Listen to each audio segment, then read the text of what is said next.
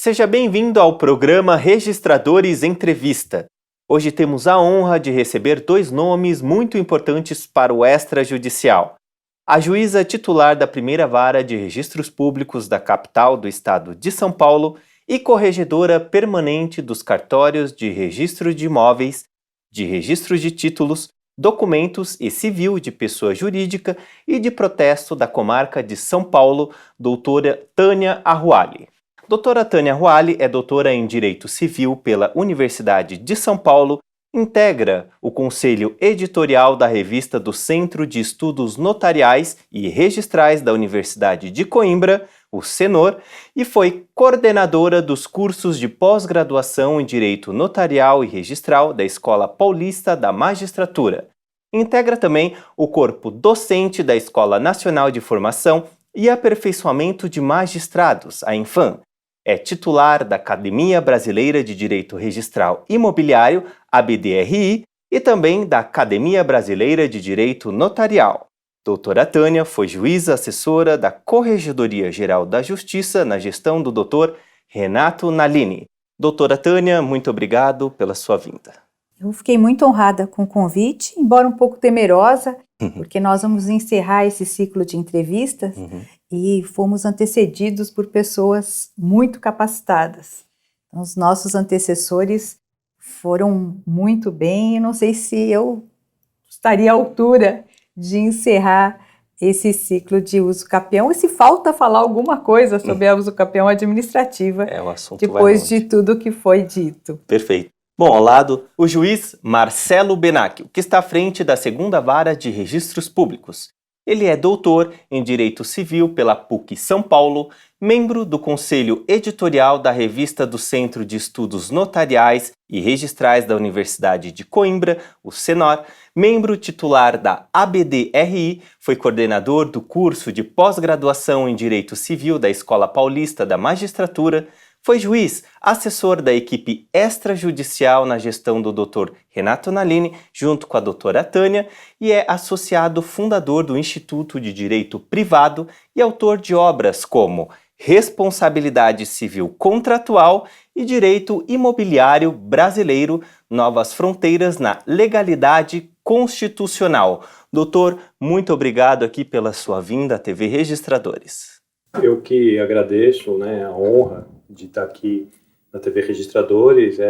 Espero poder contribuir para esse debate que se inicia, e tenho a mesma preocupação que a doutora Tânia, de tantos nomes, tantos experts que passaram aqui. Então vamos aí ver o que nós podemos contribuir, e eu, além de todos que passaram, ainda coloco a doutora Tânia junto, que também é uma estudiosa da área. A ideia aqui é que a gente realmente faça um bate-papo sobre o assunto, Bom, no programa de hoje nós vamos dar continuidade sobre a uso capião administrativa. O novo código já está em vigor, e a primeira questão é a seguinte: agora todo o processo de uso capião extrajudicial, ela vai diretamente para o oficial de registros de imóveis, A gente quer saber o seguinte: de que maneira que isso vai afetar a população, a sociedade e também os cartórios de registros de imóveis? Bom, é uma tendência à desjudicialização.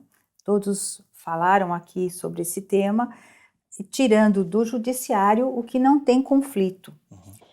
O Instituto da Uso Capião, embora não seja de jurisdição voluntária, é um instituto que não tem conflito na grande maioria dos casos.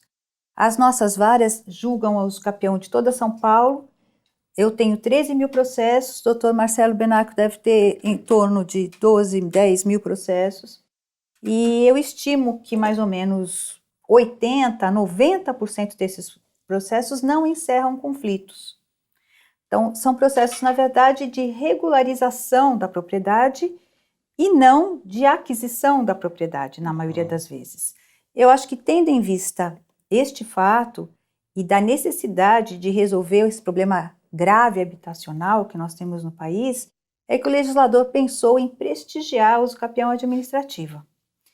Na verdade, como diz o Dr. Ricardo Dipp, o Instituto da Uso Capião, ele é único, continua sendo o mesmo instituto. O que muda é o procedimento. que é o procedimento administrativo previsto para o Instituto. O Instituto, mesmo na esfera administrativa, continua tendo a mesma natureza, a mesma validade. Então, também seria originário, também seria forma de aquisição de propriedade. Vai ajudar a população no momento em que, tirando do judiciário e podendo ser mais célere, traria uma agilidade nessas regularizações fundiárias. Vai ser usado principalmente para regularização fundiária. Concordo com o que a doutora Tânia expôs e acho que também tem um elemento importante, que é o aspecto da população também ter uma mudança da visão do serviço extrajudicial. Então ela vai olhar o tabelião de notas e o registro imobiliário como uma forma de acesso a direitos, que acho que é algo muito relevante. E esse aspecto da desjudicialização vai facilitar a concessão da propriedade, que não é só um direito fundamental, é também um direito humano. Então aquele que tem posse, às vezes tem pessoas que nascem e morrem com posse e não chegam à propriedade. Então eu acho que essa atuação do extrajudicial é uma maneira de ter uma garantia de acesso à propriedade enquanto direito humano. Então isso me parece um ponto da maior relevância. Bom, agora a gente vai ver o vídeo que o Dr. Arthur nos encaminhou. Vamos lá. Olá, eu sou o Arthur Delguercio Neto, tabelião de notas e protestos em Itacoaquecetuba, e tenho duas perguntas sobre a usucapião extrajudicial. Pergunta número 1. É possível a usucapião extrajudicial envolvendo imóveis que não tenham matrícula ou transcrição? Ou seja, é possível se valer desse instituto para imóveis sem origem tabular? Essa é a pergunta número 1. Pergunta número 2. Nós temos como requisito da usucapião extrajudicial a necessidade de anuência do proprietário do bem imóvel que está sendo usucapido. A pergunta: vislumbra-se alguma possibilidade de dispensa dessa anuência do proprietário? Faço a pergunta porque o professor Cristiano Cassetari, escrevendo um artigo sobre o assunto, defende que o compromissário comprador cujos direitos encontrem-se na matrícula do imóvel que vai ser usucapido estaria dispensado da anuência do proprietário na usucapião extrajudicial. É uma posição do Cristiano Cassetari que eu gostaria de saber se você entende que tem algum amparo, algum subsídio de utilização no Instituto da Usucapião Extrajudicial. Tá bom? Muito obrigado. Então, doutora, como que fica esse caso? Bom, esse é um caso muito complicado e eu gostaria de ponderar, não ressaltei antes, que vai ser difícil dar uma resposta exata para as questões, principalmente porque nós vamos julgar todas essas questões quando chegarem ao judiciário. Então, é algo que vai ter que ser construído.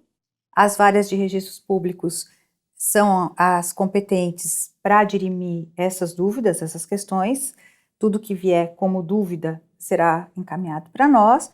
Então, nós vamos ter ainda que amadurecer os pensamentos, ver como que vai ser a melhor forma para a gente conseguir viabilizar o Instituto. Em um primeiro momento, eu acredito que seja possível a usucapião administrativa do imóvel sem matrícula ou sem transcrição, embora seja bem mais complicado de qualificá-lo. Judicialmente é possível e extrajudicialmente nós teríamos que ter uma situação em que o imóvel estivesse perfeitamente individualizado, que o princípio da especialidade objetiva estivesse cumprido não só com relação ao imóvel usucapiendo, mas dos confrontantes. Um outro ponto importante é a anuência do titular de domínio do imóvel usucapiendo e dos imóveis confrontantes. Se nós não temos matrícula, nós não temos titular de domínio conhecido. Então, teria que haver uma interpretação para afastar essa exigência, né, na hipótese do imóvel pertencer a uma área maior. Em tese, acredito que seja possível. Mas isso vai ter que ser ainda estudado e cabe ao registrador também fazer a qualificação. Se ele entender que há qualquer dúvida, ele deve remeter para a via judicial. Perfeito.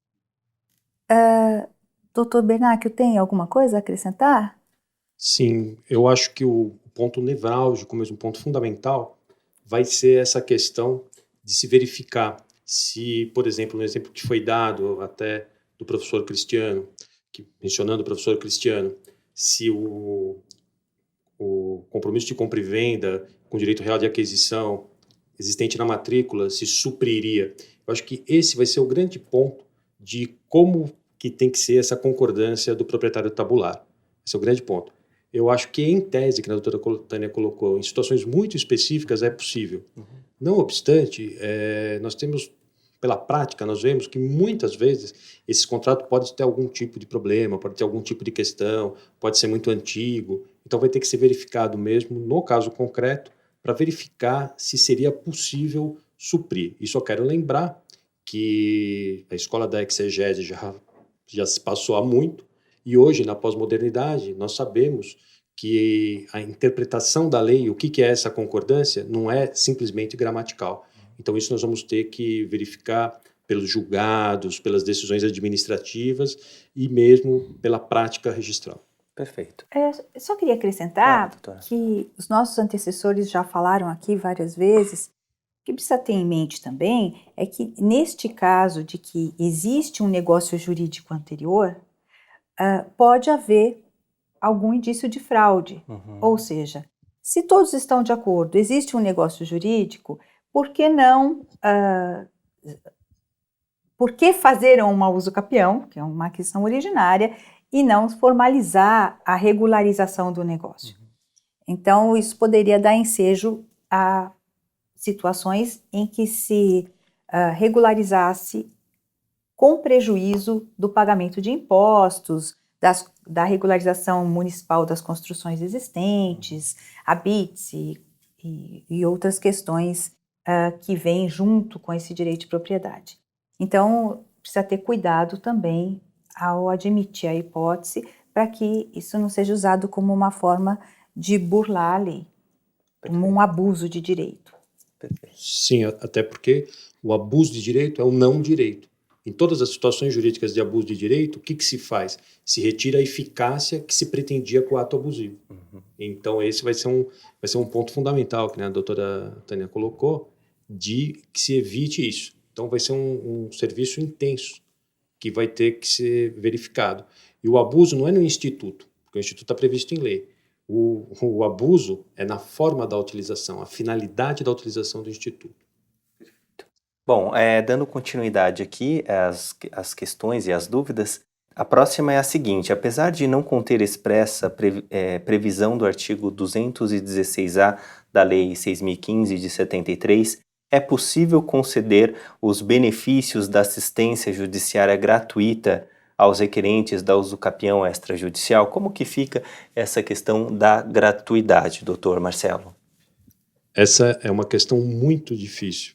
Porque, assim, de um lado, nós podemos falar assim, olha, realmente nós não podemos excluir os pobres, o que é verdade. Mas, de outro lado, nós temos que pensar que os serviços extrajudiciais, eles são financiados pelos emolumentos. Então, você não pode também fazer um serviço que inviabiliza a equação econômica, porque senão você faz o prejuízo de todos. Eu, pessoalmente, acho que não vai ter como se negar essa gratuidade. O que precisa verificar mais à frente é verificar as fontes, né, dessa gratuidade. Se vai ter alguma forma, se vai ter, mas isso é muito inicial ainda para a gente discutir. Sobretudo no aspecto da ata notarial, né, também é um ponto muito delicado. Né? Ainda que haja, por exemplo, o inventário extrajudicial, haja previsões desse tipo, esse é um dos pontos mais delicados, porque é um tipo de atividade que ela tem uma equação. O regime público-privado tem que ter esse cuidado da equação econômica, porque senão você prejudica o serviço, na minha visão. Não sei o que a doutora Tânia pensa. Eu só ressaltando que a questão referente a emolumentos é uma questão tributária. E nessa seara, o que se aplica é o princípio da legalidade estrita. Então, deveria ter uma lei que isentasse o o interessado do pagamento dos impostos e dos emolumentos, enfim, para que se fosse concedida a justiça gratuita. A lei diz que a gratuidade pode se estender aos atos do extrajudicial desde que ela seja concedida num processo judicial. E os seus efeitos no extrajudicial seriam também acobertados por essa gratuidade. Neste caso que nós estamos examinando, da uso capião administrativa, não existe processo judicial para que seja concedida a gratuidade. Portanto, nós estaríamos concedendo uma gratuidade sem fundamento legal. Em contrapartida, como já disseram os meus antecessores, também precisa de uma previsão expressa legal para cobrar os emolumentos, o que também não há nenhum título específico ainda. Portanto, eu acho que isso ainda vai ter que ser analisado e regulamentado. O registrador precisa fazer um exame, tanto o registrador quanto o notário, bastante, vamos dizer assim, rigoroso da necessidade efetiva, porque ele está abrindo mão também das custas para o Estado. E ele é o fiscal da arrecadação dessas custas do Estado. Então, se ele não fizer esse exame rigoroso, ele pode até ser responsabilizado por não ter recolhido os impostos devidos, né, o tributo. Portanto, é uma questão bastante delicada e que vai ainda depender de regulamentação. Perfeito. Só fazendo mais um adendo nessa questão, se a gente também for num caminho que nada é possível, nós vamos excluir os mais pobres. Então, esse é um tema muito delicado, e a doutora Tânia colocou com precisão no aspecto legislativo. Então, é algo muito difícil. Na minha humilde visão, eu acho que é um ponto que faltou ser regulamentado na lei, porque é um ponto que central da questão de quem vai pagar. E que mexe com parte da população também, de certa forma, né? Sim. Aliás, os interessados na uso capião administrativa são os mais pobres. É a parcela da população que comprou o imóvel num loteamento irregular, um loteamento clandestino, que pagou com dificuldade e que precisa agora dessa regularização.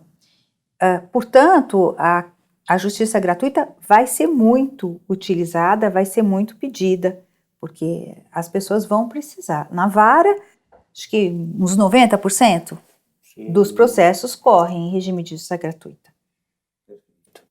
Bom, a próxima pergunta agora foi para o Dr. Benacchio, e ela é a seguinte, doutor. Diante dos métodos alternativos de soluções de conflitos, como será a participação dos notários, né? Quais medidas poderão ser objeto dessa nova atribuição extrajudicial? Acordos trabalhistas se incluem nessa seara?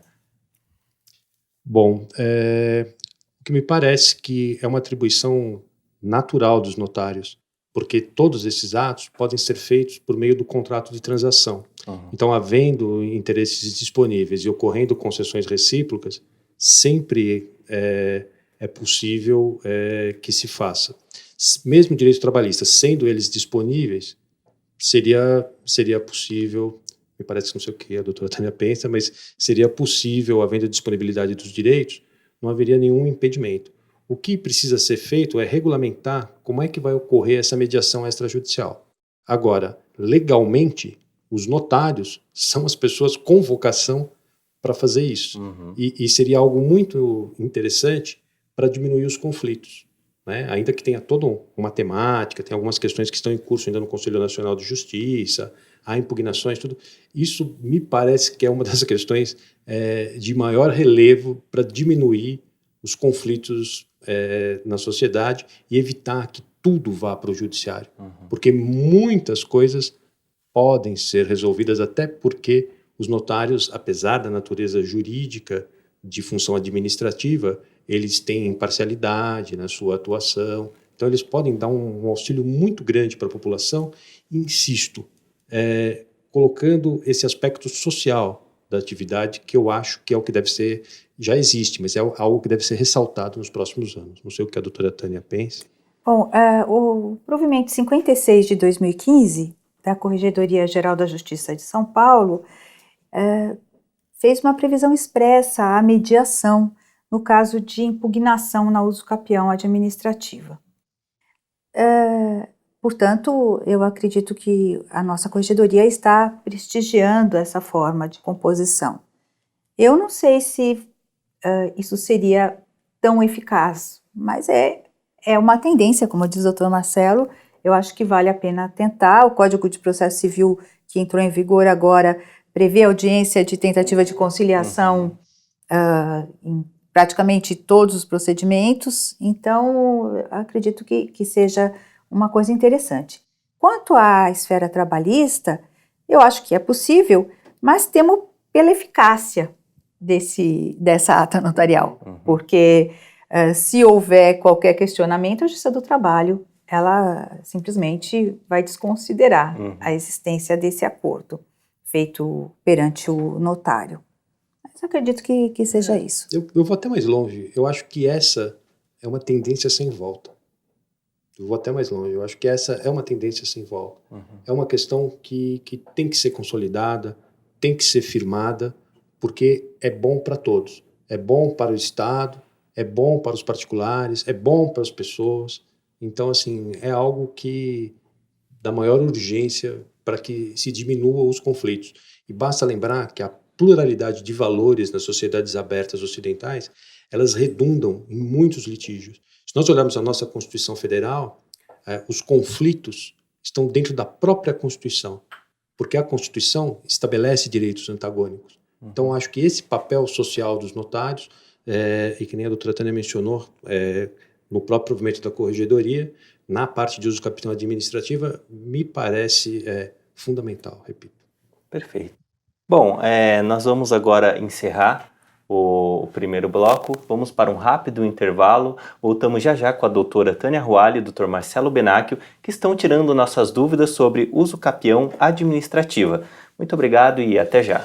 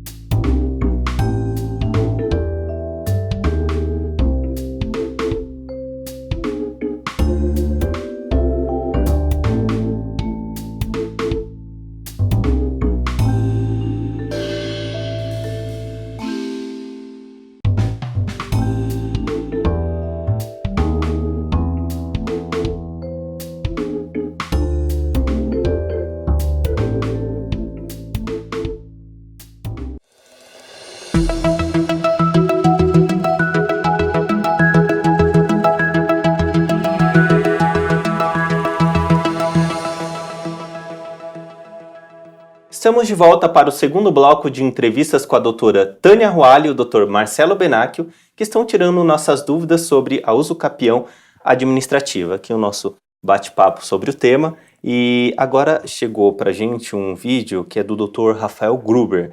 Ele é primeiro oficial de registro de imóveis da comarca de São Caetano do Sul e ele nos enviou uma pergunta através de um vídeo. Então nós vamos assistir esse vídeo. Eu tenho uma questão que me parece relevante em relação ao confrontante. O inciso 2 do artigo 216-A, ele menciona que os confrontantes devem ser notificados para sua anuência na usucapião extrajudicial. Não tem ali uma norma semelhante ao que o parágrafo 10 do artigo 213 faz para o procedimento de retificação diária em relação à figura do condomínio edilício. Então, caso o imóvel objeto da usucapião confronte com um condomínio edilício talvez lá com 200 unidades autônomas, poderíamos aplicar, por analogia, o parágrafo 10 e pegar a anuência apenas do síndico do condomínio edilício, ou seria necessária a anuência de cada proprietário de cada uma das unidades autônomas do imóvel confrontante? Bom, doutora, e aí, como é que fica esse procedimento? Bom, embora não exista, como bem salientou o oficial, uma previsão expressa na lei, eu acredito que pode sim ser cientificado ou anuir apenas o síndico do condomínio edilício. Na usucapião judicial já é assim. Nós não notificamos nem citamos todos os confrontantes que fazem parte do condomínio edilício. Apenas o síndico já é o suficiente. Eu acho que o intuito da lei não é complicar mais do que o judicial e acho que pode sim ser utilizada a regra por analogia. Doutor Benacchio, acredita que também? Sim, antes eu só queria cumprimentar o Dr. Rafael Gruber, que eu o conheci por força da atividade profissional, né, na última banca de concurso, e tenho certeza que o Dr. Rafael é uma pessoa que vai nos auxiliar no pensamento acadêmico da atividade registral e da atividade notarial. Eu acho que é a interpretação muito razoável, porque não cabe uma interpretação impossível. Então, uma interpretação bastante razoável, quer me parecer que é a melhor. Tá, perfeito. Bom, a próxima pergunta ela é direcionada ao Dr. Benacchio. Ela diz o seguinte: qual a natureza da ata notarial de uso capião? Deve ser entendida como mera constatação de fato ou um ato híbrido que contempla declarações e informações extrínsecas trazidas por documentos pelas partes? Então, doutor, como fica a ata notarial? Bom, é uma pergunta muito interessante, é um ponto que eu já havia meditado sobre essa questão. As minhas conclusões não foram conclusivas, infelizmente, mas eu posso dividir minhas dúvidas e acho que muitas vezes responder uma pergunta com outra pergunta talvez socraticamente seja o melhor método de produzir o conhecimento. Bom, primeiro ponto, qual é a natureza jurídica, se ela seria um elemento híbrido, porque haveria declarações que seria típico de escritura pública declaratória das testemunhas, das pessoas que organizariam a posse. Eu acho que esse elemento ele poderia ser talvez até um pouco secundário, apesar de muito importante, da gente verificar a natureza jurídica. Então vamos supor, né, vamos chamar que é uma ata notarial de uso capião. O ponto que eu acho mais delicado e que, sinceramente, ainda não tem uma conclusão, eu sei que muitos têm falado que é um ato meramente atestando o fato que o tabelião faz. Mas a dúvida, a pergunta que eu faria seria o seguinte: o tabelião, quando ele vai atestar a posse, seria simplesmente, na usucapião administrativa, seria simplesmente ele repetir o que ele ouviu ou haveria algum juízo de valor da parte dele? Por que falo isso? Porque a posse, basicamente, apesar de ter prova documental, a grande prova, e nós juízes sabemos isso na ação de usucapião, é oral. Então, o tabelião que vai ter contato com as pessoas na ata notarial e me parece que ele pode colocar elementos conclusivos que não seriam típicos da mera apreensão sensorial dos fatos. Então isso eu tenho como uma dúvida. Se for olhar de uma maneira mais tradicional, vai se falar o quê? Não, simplesmente o tabelião vai lá, colhe as declarações e coloca lá o que ele verificou, ou se ele vai ou não vai em loco, ele verifica, todas essas questões. Essa é uma posição. Se a gente for pegar uma posição um pouco mais além, toda a prova da posse, toda a prova de que determinada pessoa estava de maneira ininterrupta naquele local por tanto tempo, e tecnicamente, se estou falando de posse, já estou falando que não é detenção do ponto de vista jurídico. Então não é algo exercido em nome de outrem. Já estou dando uma qualidade para a posse, que é a posse ad uso capionem. Então, a minha dúvida, me perdoe responder dessa forma, a minha dúvida seria assim: será que não haveria algo mais nessa ata notarial? Não sei se a doutora Tânia, o que... Não, realmente é uma questão muito complicada, né? O Dr. Ricardo Dipp acredita que a ata notarial ela é anterior ao processo da uso capião. Ela é apresentada como um dos elementos e que ela mantém a sua natureza de ata notarial, que não caberia ao tabelião e fazer vistoria no local, percorrer as divisas. Ele simplesmente, como disse o Dr. Marcelo Benacchio, colocaria o sentir daquele momento, testaria os fatos. Isso me parece bastante ponderável, mas, como disse o Dr. Marcelo, também traz uma certa insegurança, porque ele, de certa forma, vai dar fé pública a uma posse que ele não teve nenhum contato, que ele não viu. Então, acho que vai ser um pouco complicado até que se consiga acertar aí um meio termo para que a ata traga segurança e, ao mesmo tempo, não fique inexequível, porque se o tabelião tiver que ir a cada terreno, percorrer as divisas, falar com os confrontantes, enfim, realizar inúmeras diligências para conseguir lavrar a ata, talvez torne ainda mais complicado o Instituto. Mas eu concordo, doutor Marcelo, eu acredito que tenha que se dar um olhar mais específico para essa ata da uso capião. Perfeito. Doutor, queria falar. Eu só queria ressaltar assim, que isso daqui é um primeiro momento, né? Não que seja essa uma opinião final. É um primeiro momento, é um questionamento de qual é a relevância dessa ata, porque ela vai ser analisada no final pelo oficial do registro imobiliário.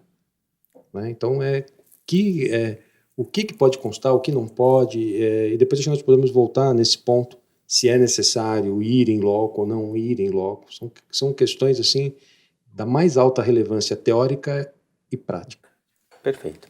Bom, doutora Tânia, o registrador imobiliário, ele deve indeferir a uso capião extrajudicial se identificar que a ata notarial utilizada para atestar o tempo de posse é ato meramente declaratório do requerente, sem a constatação in loco pelo escrevente de notas. O doutor acabou de falar sobre...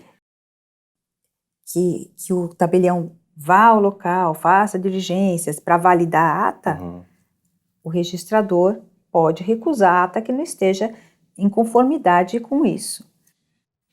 Agora, cada caso é um caso e quem faz a qualificação é o registrador. Ele é livre para fazer essa qualificação.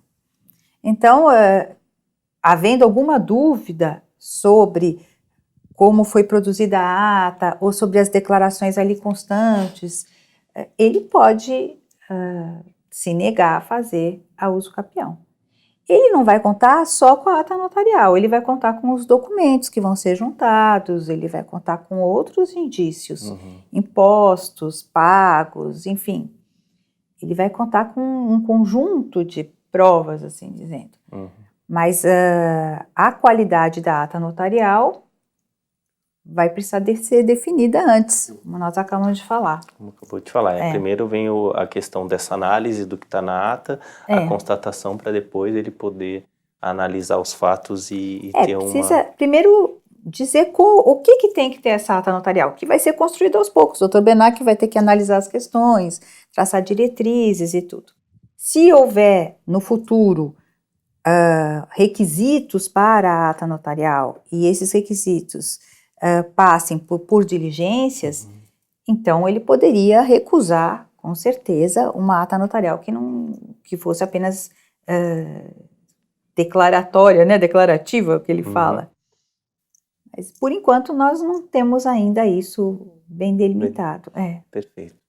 Bom, a próxima pergunta, ela fala o seguinte: no caso de impugnação, a doutora até falou sobre isso, do pedido de reconhecimento extrajudicial de uso capião previsto no artigo 216-A, parágrafo 10 da Lei 6.015 de 73, caberá ao registrador alguma análise acerca dos argumentos apresentados?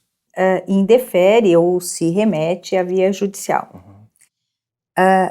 E nós temos que considerar que o silêncio basta para que também seja indeferido o pedido. Então, num primeiro momento, eu acredito que foi o Dr. Marcelo Betti que falou sobre isso, poderia se entender realmente que não precisaria ser fundamentada. Mas eu concordo com o pensamento dele de que isso tem que ser flexibilizado. Uma coisa é não falar nada, outra coisa é falar algo completamente desconectado com o pedido.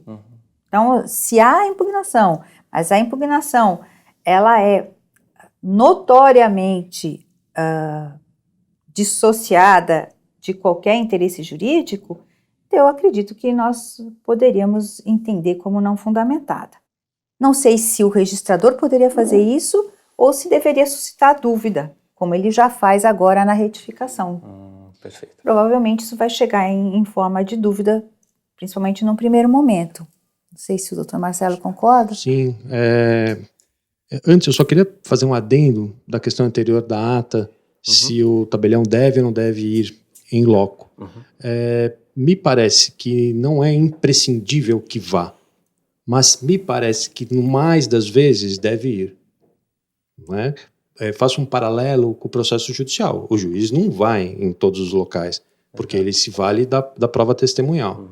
Mas eu acho que reforça a ata, e cai naquelas questões que eu mencionei, o fato de ter a presença em loco. E é bom lembrar também que a ata pode ter elementos, pode ter fotografias na ata, que talvez seja útil nesse ponto. Talvez a pergunta seja em que casos ir em loco, não é, doutor? Então, agora, mas não em todos, não acho que tem que ir em todos, mas acho que na grande parte dos casos será interessante que se vá, porque vai se atestar o quê?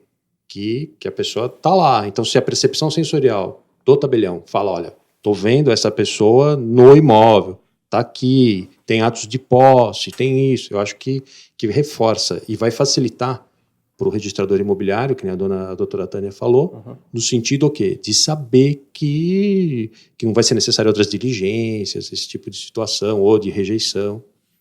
Nessa questão da impugnação, agora falando da questão da impugnação, eu concordo com a doutora Tânia, acho que a impugnação é um direito. Se é um direito, ele tem que ser exercido em conformidade a esse direito.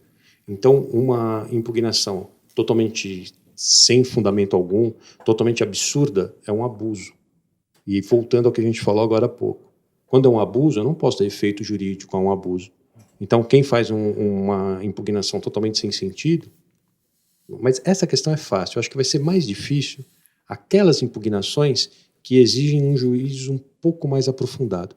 E sabe o que eu me recordo? Não sei se a doutora Tânia pegou essas questões. Lembra daquelas questões da aldeia indígena na zona leste de São Paulo? Eu lembro. A senhora quer falar aí, doutora? Não, pode falar. Não, porque eu não tenho muita experiência. Eu li os julgados na época. E eu lembro que até se colocava como das coisas impossíveis, coisas imagináveis, né? Eu lembro que se colocava como existência de saci, esse tipo de coisa, não sei se a doutora... Não, eu trabalhei com isso, infelizmente estou na área desde 93 e eu sofri bastante com os aldeamentos indígenas de São Miguel Paulista, Parelheiros e tal. Bom, então sempre que se alegava interesse da União, por ter um aldeamento indígena nessas áreas que notoriamente não tem mais, né? Então...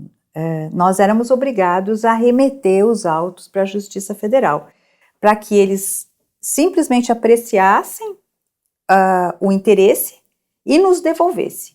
Essa ida e volta durava mais ou menos uns 5, 6 anos.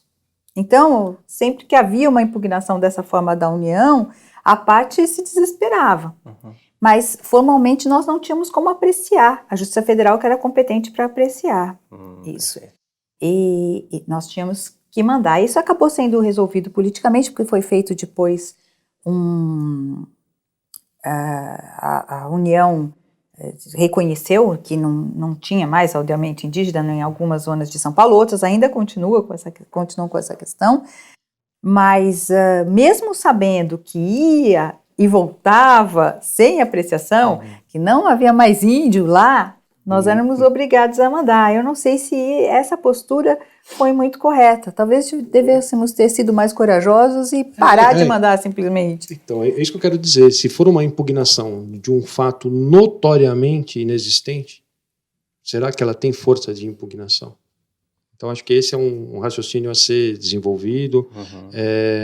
Inclusive, em retificação do registro imobiliário, as normas até prevêem, né, uma situação de que o próprio registrador, conforme o tipo de impugnação. Então, acho que esse também é um tema que vai ter que evoluir no pensamento dos registradores, dos estudiosos, dos jurisprudentes, que nem do direito romano. Não os juízes, mas aqueles que pensam o fato. Né? E quando eu falo isso de jurisprudente nesse sentido, quem me vem na cabeça é o Dr. Dipp, que é o nosso filósofo, nosso pensador da área, que sempre tem uma visão diferente das coisas.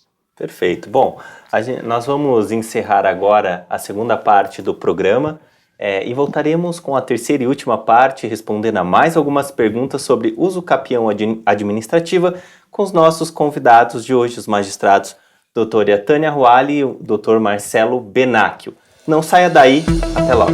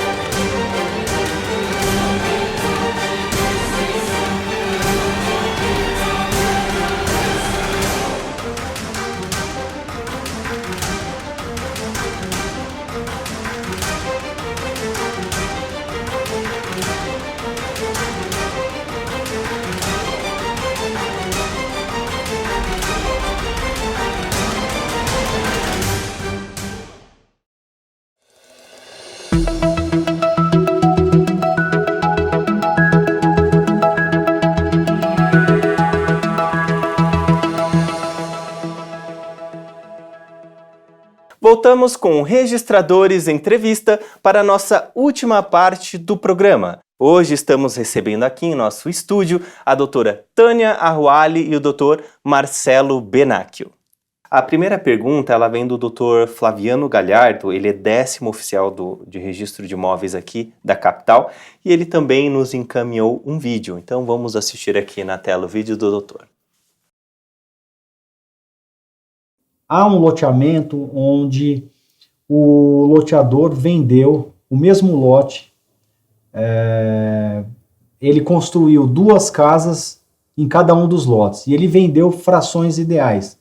Por exemplo, construiu a casa 1 e número 2 e vendeu a fração ideal do lote para José e outra fração ideal de 50% para João. Para esses casos, e, obviamente, isso ficou lá nos registros passados e esse loteador não existe mais. Essas pessoas não conseguiram regularizar os seus títulos. Então, vem partilhas onde se partilha a casa e, claro, há necessidade de se promover o desdobro do terreno, né? Muitas vezes esse terreno ele não atinge a metragem mínima municipal prevista em legislação municipal. Então eu pergunto, o uso capião poderia servir para a regularização desses títulos? Ou seja, o sujeito já tem o título registrado, só que em fração ideal de terreno. Ou seja, ele tem uma fração ideal de 50% do terreno, quando na verdade isso se consubstancia numa casa localizada em praticamente metade do lote. Então, doutora. Começa comigo? Pode ser, depois a gente passa a palavra para o doutor Benacchio. Bom, eu acredito que a uso capião é possível, desde que haja posse individualizada. Porque a uso capião é uma situação de fato, né? Ela é ela se dá com base na posse. Então, se foi vendida uma fração ideal, consta uma fração ideal, mas a parte possui uma posse localizada e preenche os requisitos da usucapião, eu acredito que, e tem interesse nessa regularização, dessa forma, não há outra maneira de regularizar por ato negocial, como colocou o doutor Flaviano, acho que até poderia se pensar em utilizar o Instituto da Usucapião. Quanto ao módulo municipal, ele não é observado na usucapião porque é uma forma de aquisição originária. Então, neste caso, as restrições convencionais e administrativas, elas não se aplicam. Então, poderia haver a usucapião abaixo do módulo, sem problemas. O que eu só teria que pensar talvez um pouco melhor é o fato da pessoa já ser titular de domínio, embora de uma fração ideal, e estar pleiteando a usucapião de um terreno do qual ela já é proprietária. Mas, em não havendo uma forma de regularização e sendo a posse localizada, em tese, acredito que talvez se possa pensar. Eu acompanho o pensamento da doutora Tânia, inclusive há várias decisões judiciais de usucapião entre condôminos, né, que poderia ser o caso aí, né? Ainda que fosse pro diviso, né, mas é de fato, porque às vezes na matrícula está só fração, né? Eu não sei se eu entendi bem o caso exposto pelo Dr. Flaviano, mas seria o loteador vendeu o lote para 3 pessoas em frações ideais, e essas pessoas construíram cada uma a sua casa dentro deste lote, e não conseguem desmembrar porque está menor que o módulo. Então, elas se valeriam da usucapião para isso. Perfeito. Mas elas são titulares de domínio já do imóvel, embora em fração ideal. Esse acho que foi o entrave que ele pensou. É interessante essa Interessante. questão. Eu concordo com o seu pensamento, mas é uma questão... É um modelo que é uma questão profunda. Porque é uma forma de regularização, né, da propriedade. É uma forma de regularização. Como nós dissemos antes, na hipótese de não ter nenhuma outra forma de regularização e ter uma situação consolidada, as pessoas exercendo sua posse há muito tempo, residindo no local, tudo, talvez até pudesse se aplicar como uma solução, mas não é assim uma forma... Precisa pensar. Mas eu inicialmente acho que essa ideia é uma ideia relevante conforme as finalidades do Instituto, né? Porque numa situação dessa, eu acho que a gente não tem que perguntar só qual é a estrutura do Instituto, mas para que serve a usucapião administrativa. E uma das finalidades é justamente a regularização fundiária. O que não pode se fazer também é burlar o sistema de parcelamento do solo. Sim. Então, se foram 3 casinhas, tudo bem. Agora, se for fazer isso com um loteamento inteiro, com uma área enorme, aí burlando a parte toda de regularização fundiária, de desmembramento, aí não teria como, né? Mas acho que não é o que estava pensando o doutor Flaviano. Acho que é uma hipótese mais modesta, assim, mais caseira.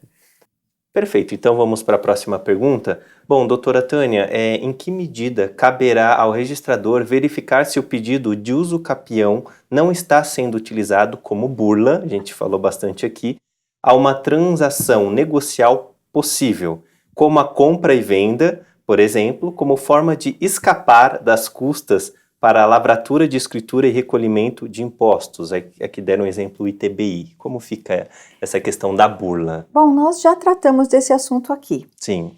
E eu acredito que o registrador é um profissional bastante capacitado, uma pessoa muito apta a perceber a situação que está sendo colocada para a sua avaliação. Então, se ele entender que existe qualquer tipo de fraude, na justiça gratuita, como nós já falamos, ou para afastar cláusulas restritivas. Se a pessoa não pode vender, mas ela dá em uso capião e então afasta a cláusula restritiva, ou para consolidar uma compra e venda ou uma doação sem o recolhimento dos impostos, ou até para regularizar a construção que já está existente ali. Em qualquer dessas hipóteses, se ele perceber que há uma irregularidade, ele deve qualificar negativamente e deve negar o uso capião. Isso não tem modelo, né? Vai do bom senso de quem faz a qualificação, e eu tenho certeza que os nossos oficiais estão aptos a isso. Os atos de burlas, eles são comuns, doutora, ou não? Sim, até no judiciário. Então, os juízes da vara, algumas vezes, percebem que o uso capião é, na verdade, um ato simulado para poder regularizar ou para prejudicar o direito de alguém, ou até para se furtar uma partilha, alguma coisa assim. Sempre que isso é verificado, todos os interessados são citados e a uso capião não vai para frente, né? A ação de uso capião. Então, na esfera extrajudicial, acredito que vai funcionar da mesma maneira.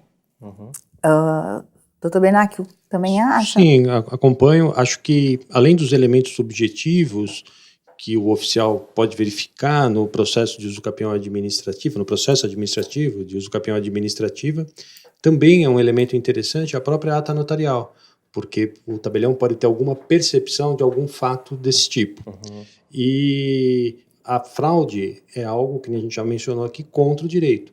Então, que a gente sempre vai ter que lutar contra. E algo comum e intenso, que inclusive não é apenas do ser humano. Alguns autores jurídicos, né, colocam que até entre os animais existe fraude, quando um passarinho ocupa a casa do outro, um animal pega a concha do outro, métodos de predadores, tudo. Então a fraude é algo que não é nem só humano, né, vamos dizer assim. Agora, o direito, evidentemente, que é a arte do bom e do honesto e do justo, não admite a fraude.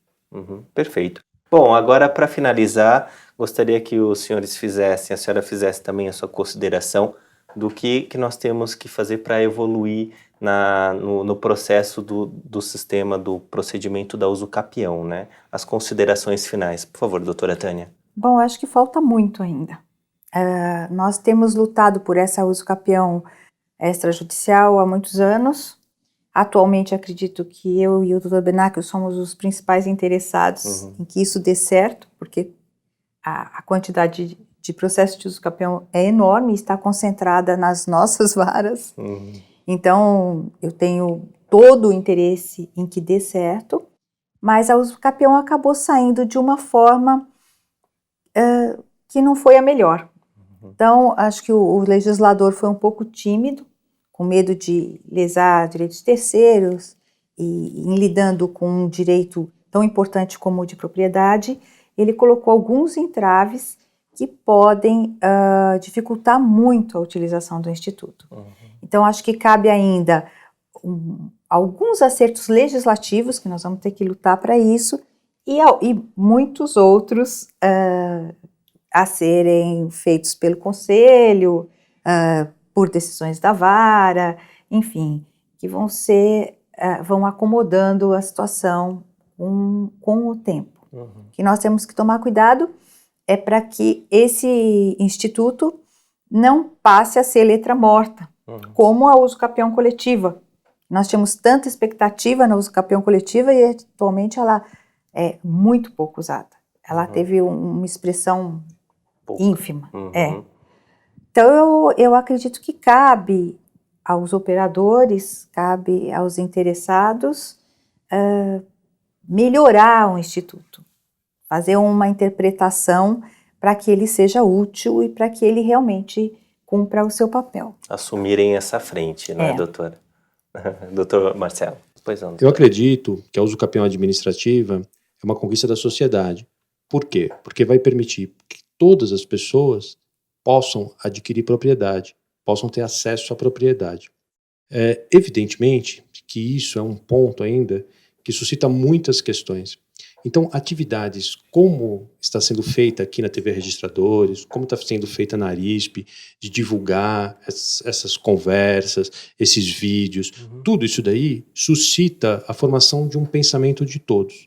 Então, no paradigma do direito romano, quer me parecer que os oficiais de todo o Brasil, notadamente de São Paulo, dentro dos problemas concretos de cada usucapião administrativo nos seus processos, vão fazer subir essas questões para o corregedor permanente, depois vão subir na normatização da corregedoria, nas decisões do Conselho Superior da Magistratura, e só assim nós vamos ter um caminho de qual vai ser a norma aplicável.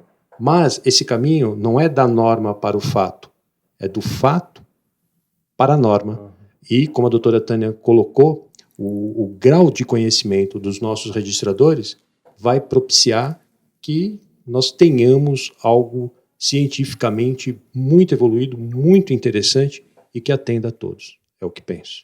Perfeito. Bom, quero agradecer primeiramente aqui a doutora Tânia pela vinda à TV Registradores. Muito obrigado, doutora. Eu que agradeço a oportunidade de colaborar com o Instituto da Usucapião e de falar para esse público nosso, né, tão querido. Já estou há tanto tempo na área que eu já tenho um laço afetivo com todos. Dr. Marcelo Benacchio, muito obrigado pela sua vinda aqui à TV. É uma honra tê-lo aqui conosco. A honra é toda minha, né, que a doutora Tânia falou, e toda a relação com todas essas pessoas que nos assistem, que colocam no sentido da gente poder contribuir com a discussão para fazer um pensamento coletivo. Porque, no fundo, em certa medida, tal qual na antiguidade, nós estamos escrevendo um livro com muitas pessoas. Então, para mim, é uma honra estar aqui. Muito obrigado, muito obrigado. Bom, o assunto usucapião administrativa continuará sendo abordado em nossos canais e em nossas redes sociais. Ficamos por aqui. Muito obrigado pela sua audiência. Continue nos acompanhando e até a próxima. Muito obrigado.